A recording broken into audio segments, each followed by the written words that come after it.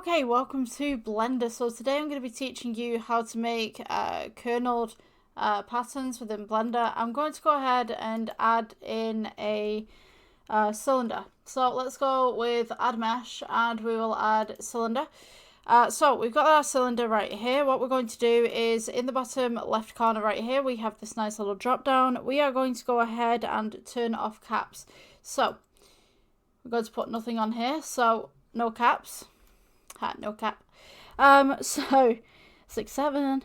We're going to go into the edit mode, and what you want to do is Control R, and we're going to loop cut this right here. We're going to go ahead and extend this to as many loop cuts as we would like, and then we're going to go and press A to select everything. We're going to go onto face select at the top right here. And what we'll do is right click and we'll go down to poke faces. And then the next bit that we're going to do is we're going to select a square on this mesh. So let's go ahead and use the edge tool right here. So let's go with this square right here. And let's see, I'm just looking at my notes right here. So square on the mesh. And then we're going to go with Shift G.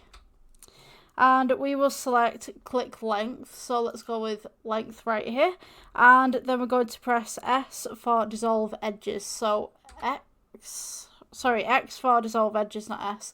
So we need the edges for this one, so dissolve edges. We should have something like this. We're going to set this back to the face settings, press A, and then we're going to go with poke faces. From this point we can then go to the bottom right here and then extrude this as much as we need to, just at the bottom. So there we go.